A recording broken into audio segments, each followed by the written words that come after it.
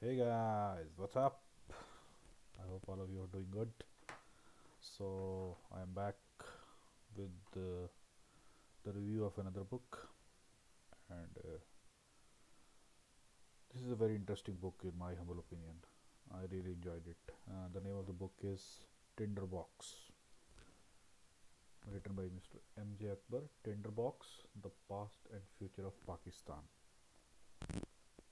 The Past and Future of Pakistan. Tinderbox, The Past and Future of Pakistan, written by Mr. M.J. Akbar, and the publisher of the book is Harper Collins, and the cost of the book is 4.99. That's what's the printed rate is here. But I am sure that if you go to any e-commerce site like Flipkart or Amazon, you can get some at least some discount there. Okay, so this book was published in 2011. Yeah, 2011, and it has around 400 pages. This book has around 400 pages, and the number of chapters are 15. So the first chapter is the a the first chapter is the age of defeat. Means that's what the name of the first chapter is. Means it. Let me give you a brief gist of it. This chapter means this chapter deals with how means after 1857 how means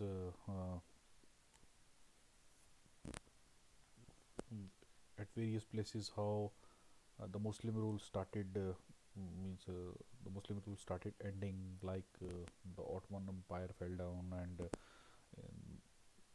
and in many other places when this East India Company came, they also means they also threw out many of the Muslim rulers.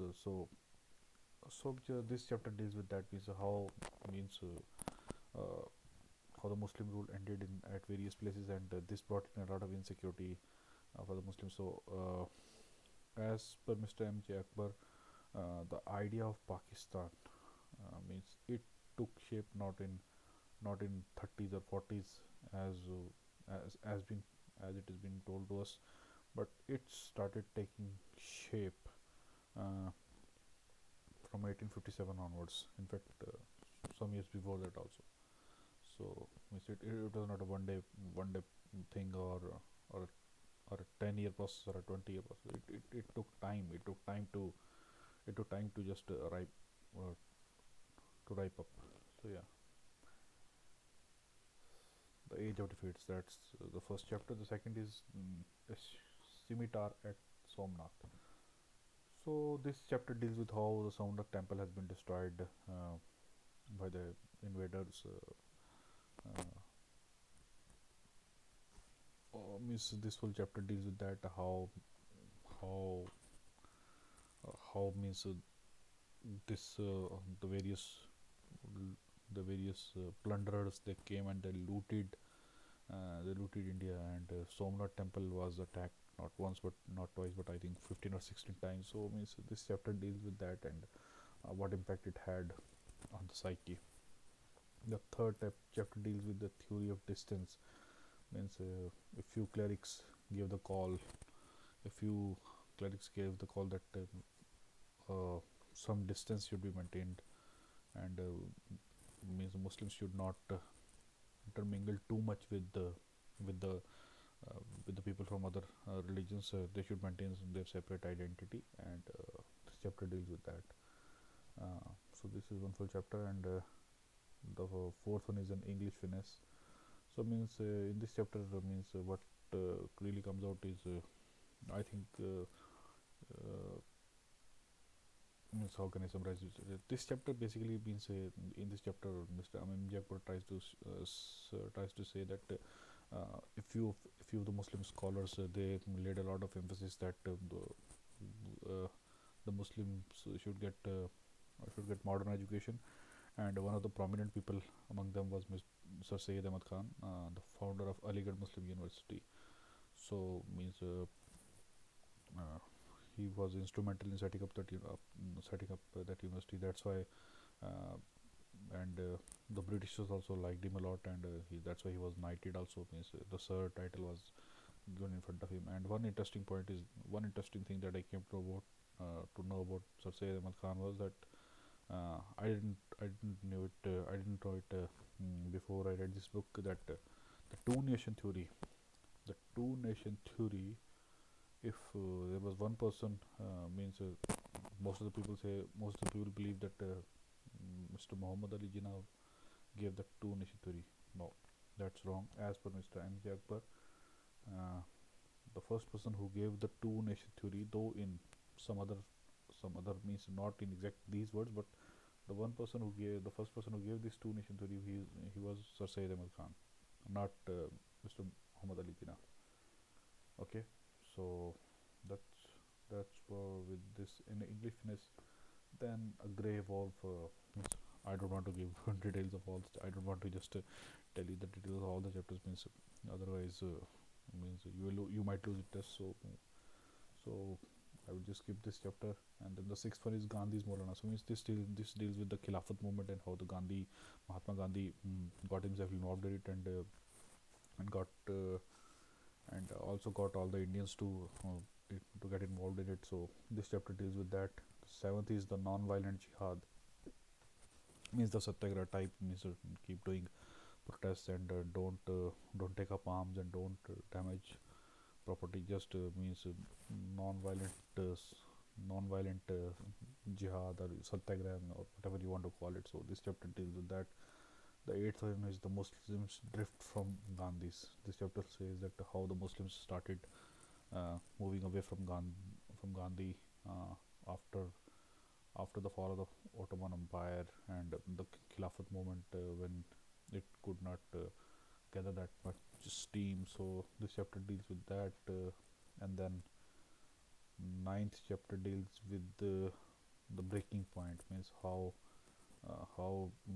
this idea of Pakistan finally started taking shape, and from here Muhammad Ali Jinnah comes into the picture. How he shaped things, and what went at that time. The various anecdotes are there. So this chapter deals with that. Then 10th chapter is faith in faith. Means it deals with that, how the Pakistan was created, what Jinnah thought the Pakistan will be, and what it became after that. So this chapter deals with that. And 11th chapter, the Godfather of Pakistan. So this full chapter is on Mr. Muhammad Ali Jinnah, Qaid-e-Azam Muhammad Ali Jinnah. Means all his habits, what he did in his early life, how he practiced in UK, all that stuff, and then how he means first he was in Congress, then he left Congress, then he went to UK for his practice, then he came back, then he joined Muslim League, and all that stuff is there. So this full chapter is on Mr. Muhammad Ali Jinnah. And the 12th chapter is God's General. So this chapter deals with uh, General Ziaul Haq, the former president of late General Ziaul Haq. He was president of Pakistan, and I hope, for those who don't know, he was the one who hanged Mr. Zulfikar Ali Bhutto, the former Prime Minister of Pakistan and father of Benazir Bhutto, who unfortunately was also assassinated. Uh, so this 12th chapter, God's General, deals with General Ziaul Haq, how he shaped Pakistan and how he shaped the destiny of Pakistan, and means how he took means he brought in he gave a lot of importance to religion, and he brought in religion even in those places it where the where the religion was not that prevalent before General Ziaul Haq came on stage or became president. Means this chapter, Mr. M. Jacob says that uh, the religion he brought in the religion even in the defense forces. So yeah, whether for good or for bad, Mr. Ziaul Haq has left a very strong impression on Pakistan. What Pakistan is today, General Ziaul Haq has a big role to play in that. Now now some people some people like him, some people don't like him. So there are very strong opinions about Mr. Ziaul Haq in Pakistan too. So yeah, this chapter deals with that, and it will give a good insight to the reader as to what Mr. Ziaul Haq was all about. Yeah. The 13th chapter is Long Jihad. So this chapter deals with how with the Pakistan's obsession with Kashmir, whether means how Pakistan has tried on multiple times to get uh, get Kashmir. We have already fought, I think, three full wars, and if you include Kargil also, means that was also a mini sort of a war. So how Pakistan has means they have continued with with the proxy war on Kashmir, uh, as per um, many Pak leaders say that Kashmir is the jugular vein, Shahrag, and means how this obsession continues till date, and means till date Pakistan is trying to just get Kashmir. Mm. So this chapter deals with that. The 14th chapter is Pakistan the siege within. Yeah, means as the name of the topic says, means we know that what has been happening in Pakistan for the last 10-15 years.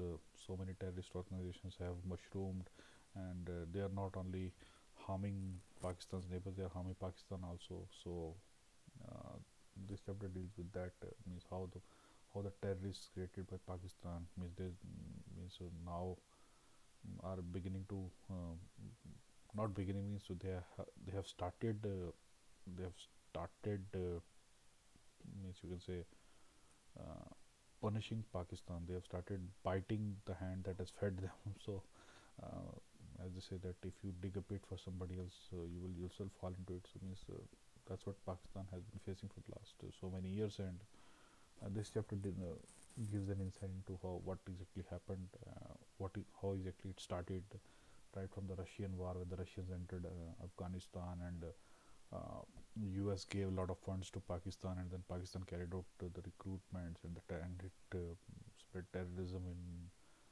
in various means it helped means it joined the US war against Russia in Afghanistan, and in turn Pakistani generals got a lot of money, and they kept some money for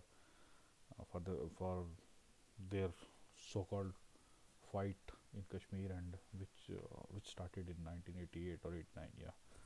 So this chapter deals with that, and then the last chapter is the dark side of moon. There also means the author says means how the militancy has carried on, and whatnot, and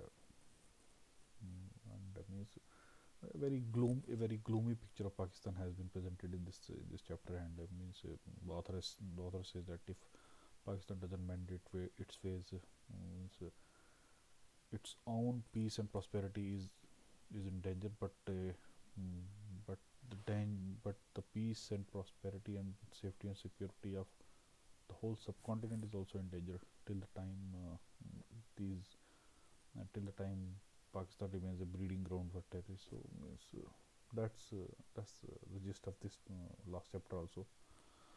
So guys, that's the review of this book, Tinderbox, the past and future of Pakistan. I would say that anybody who is interested in understanding Pakistan, what Pakistan is all about, from where things started, why it has come to this point, that person must read this book.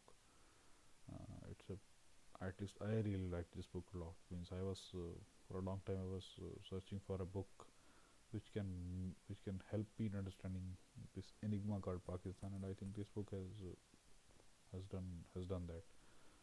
So I would give it 4 out of 5 rating. It's a very good book in my humble opinion. So people who are interested in knowing about Pakistan, the people who like to read such stuff, like to just explore such stuff, so they should the people who are interested in geopolitics. mm, so the people who want to know what happened during the independence, before India's independence, during those years, they people should read this book, and I'm sure they will like it. So that's it from my side, guys, and I will be I'll be back with you very soon with the review of another book. Till then, take care and bye bye.